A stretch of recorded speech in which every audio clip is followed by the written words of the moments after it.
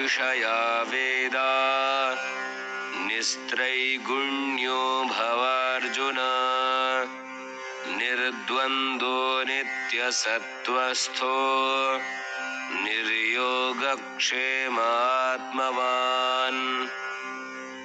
हे अर्जुन, त्रिगुणों से युक्त हमारे वेद भी प्रकृति के तीनों गुणों अर्थात रज, सत और तम का प्रतिपादन करते हैं। इसलिए तो इन भोगों और उनके साधनों के प्रति आसक्ति मत रख। तू इन त्रिगुणों से ऊपर उठ और सुख और दुख के द्वंद्व से अलिप्त रहे और योग क्षेम आदि के स्वार्थ से मुक्त होकर अपनी आस्था के प्रति एकनिष्ठ हो। जैसा कि हमने देखा दोस्तों कि इस पृथ्वी पर आत्मा से श्रेष्ठ कुछ भी नहीं है। आत्मा का अस्तित्व कभी भी समाप्त नहीं हो सकता।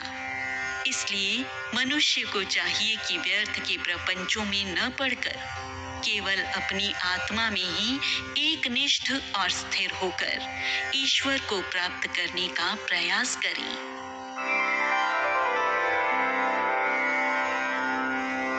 यावानर्थ उदपाने सर्वतः सम्प्लुतोदके तावान् सर्वेषु वेदेषु ब्राह्मणस्य विजानतः। अर्थात हे अर्जुन, सभी ओर से पूरी तरह से भरे हुए जलाशय को प्राप्त करने के बाद एक व्यक्ति को छोटी सी जलाशय की जितनी आवश्यकता होती है उतनी ही आवश्यकता ब्रह्म जानने वाले ज्ञानी ब्राह्मण को वेदों की होती है। यह उसी तरह है कि एक छोटे बच्चे के लिए चंद सिक्कों से भरी हुई उसकी छोटी सी गुल्लक भी किसी बड़े खजाने की तरह होती है और जब वह बड़ा होकर करोड़ों रुपए कमाने लगता है तब वही गुल्लक उसके लिए अनावश्यक हो जाती है। अब आगे की बात होगी कर्म योग की। श्री कृष्ण अर्जुन को कर्म करते समय किन बातों को ध्यान में रखना चाहिए और कर्म क्यों करने चाहिए यह बता रहे हैं।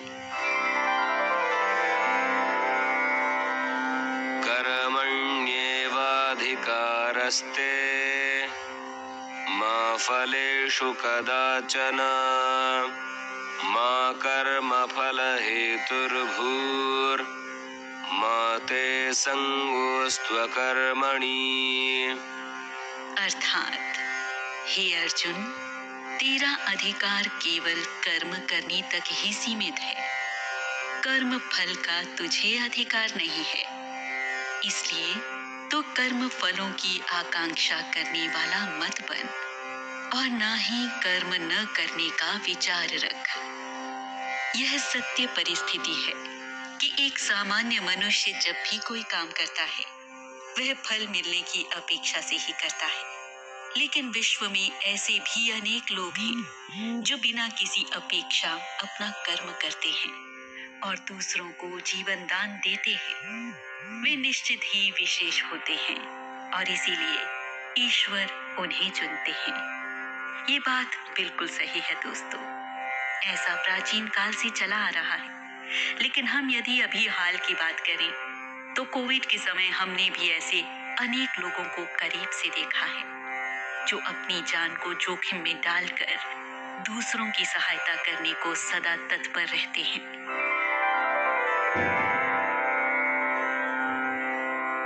योगस्थः कुरु कर्माणि संगं त्यक्त्वा धनञ्जय सिद्ध्यसिद्ध्यो समो भूत्वा समत्वं योग उच्यते। हे अर्जुन, तू यश और अपयश के प्रति आसक्ति त्याग कर समान भाव से और समतोल बुद्धि रखकर अपने कर्मों को अपना कर्तव्य समझते हुए कर और यह समभाव ही योग कहलाता है। ऐसा व्यक्ति जो राग, द्वेष और मोह जैसे दोषों से खुद को मुक्त कर लेता है, उसकी बुद्धि और मन दोनों ही शुद्ध हो जाते हैं और ऐसा व्यक्ति या तो सन्यासी हो जाता है और या निष्काम भाव से समाज कल्याण करता है। दोनों स्थितियों में व्यक्ति समाज के प्रति अपना दायित्व समझते हुए निस्वार्थ भाव से कर्म करता है, जो उसे ईश्वर के और करीब ले जाता है। यह भी योग का ही एक रूप होता है और इसे निष्काम कर्म योग कहते हैं। दूरेण ह्यवरं कर्म बुद्धियोगात् धनञ्जय बुद्धौ शरणमन्विच्छ कृपणाः फलहेतवः। अर्थात, हे अर्जुन, तुम केवल समत्व बुद्धि योग के ही आश्रम में जाओ, क्योंकि इस समत्व बुद्धि योग की अपेक्षा सकाम कर्म बहुत ही तुच्छ है। फल की इच्छा से काम करने वाले अत्यंत दीन होते हैं। हम जब ईश्वर की साधना करते हैं तो हम में से कितने लोग समभाव बुद्धि से यह करते हैं, यानी कि कितने लोग होते हैं जो बिना किसी अपेक्षा के, बिना किसी राग के या बिना किसी मोह के साधना करते हैं। शायद बहुत ही कम। लेकिन इसका मतलब यह नहीं है कि हमें ईश्वर में आस्था नहीं है। आस्था है, इसीलिए तो हम साधना करते हैं। लेकिन श्री कृष्ण कहते हैं कि निष्काम कर्म योग से हम ईश्वर को अधिक आसानी से पा सकते हैं। इसलिए वे अर्जुन के माध्यम से पूरी दुनिया को संदेश दे रहे हैं कि संभाव बुद्धि योग की शरण में जाओ। बुद्धियुक्तो जहातीह उभे सुकृत दुष्कृते तस्माद्योगाय युज्यस्व योगः कर्मसु कौशलम्। समत्व बुद्धि योग की सहायता से मनुष्य इसी लोक में पाप और पुण्य से अपने आप को विभक्त कर लेता है, यानी कि वह पाप और पुण्य को त्याग देता है। इसीलिए हे अर्जुन, तू बुद्धि योग को ही अपना ले, क्योंकि कर्म में समत्व बुद्धि योग को आत्मसात करना ही सबसे बड़ा कौशल्य होता है। यहाँ श्री कृष्ण कहते हैं कि तुम केवल कर्म ही करो और फल की इच्छा मत करो। लेकिन सामान्य मनुष्य के लिए ऐसा कैसे संभव हो सकता है? सांसारिक जीवन में रहते हुए तो ऐसा बिल्कुल भी संभव नहीं हो सकता। और यदि मान लो कि साधना से हम ये कर भी लेते हैं, तो क्या हम केवल कर्म ही करते रहेंगे? हमें इसका परिणाम नहीं मिलेगा? यह प्रश्न बिल्कुल स्वाभाविक है और आगे श्री कृष्ण इसका उत्तर भी दे रहे हैं।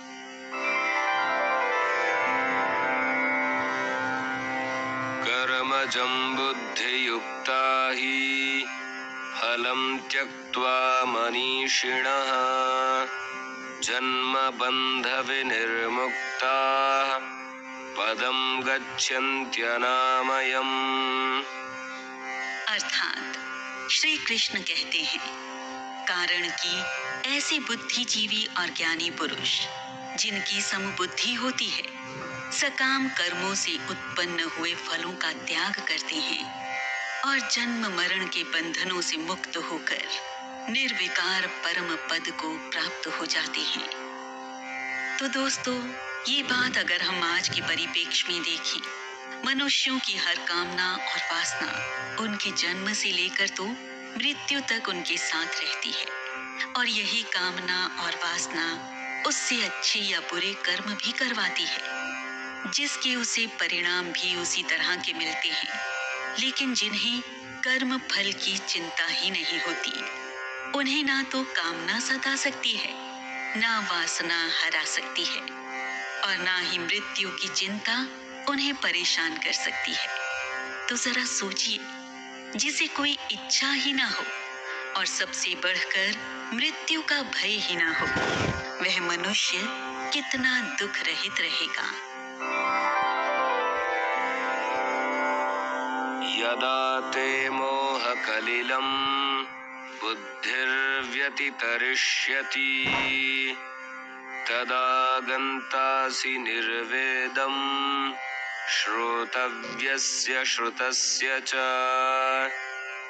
श्री कृष्ण कहते हैं, हे अर्जुन, जब तेरी बुद्धि इस मोह रूपी दलदल को पूरी तरह पार कर जाएगी, उस समय तूने सुने हुए और सुनने योग्य इस लोक व परलोक से संबंधित सभी भोगों से विरक्त हो जाएगा।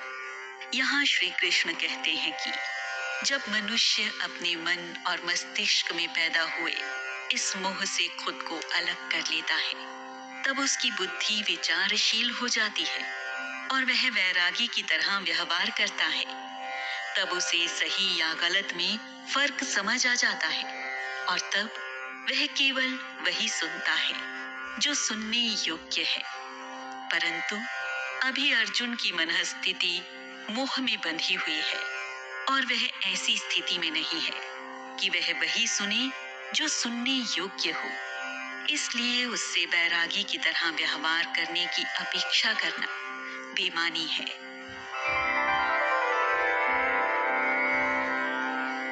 श्रुति विप्रतिपन्ना ते यदा स्थास्यति निश्चला समाधावचला बुद्धिस्तदा योगमवाप्स्यसि।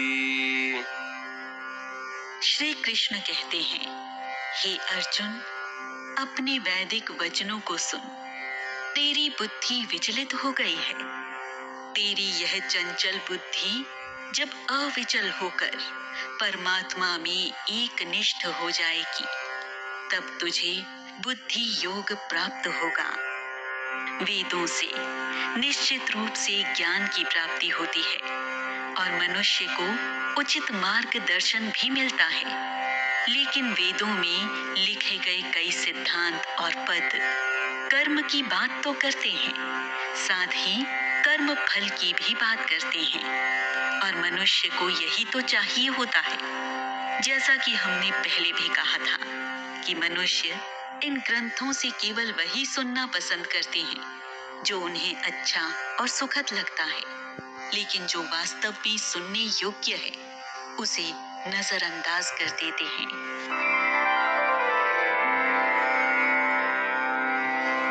अर्जुन उवाच स्थितप्रज्ञस्य का भाषा समाधिस्थस्य केशव स्थितधि किं प्रभाषेत किमासीत व्रजेत किम्। अब अर्जुन श्री कृष्ण से पूछते हैं कि हे केशव, परमात्मा में एकनिष्ठ तथा समभाव और स्थिर बुद्धि वाले व्यक्ति के क्या लक्षण होते हैं? वह स्थिर बुद्धि वाला मनुष्य किस तरह बोलता है, कैसे बैठता है और कैसे चलता है? तो यहाँ दोस्तों, समभाव बुद्धि का इतना अद्भुत वर्णन सुनकर अर्जुन को जानने की इच्छा हुई कि श्री कृष्ण किन व्यक्तियों का इतना गुणगान कर रहे हैं। वे आखिर होते कैसे हैं? क्यों आम तौर पर तो ऐसे लोग दिखाई नहीं देते हैं? वह निश्चित में ही अद्भुत लोग ही होंगे। हम मनुष्य हमेशा असाधारण और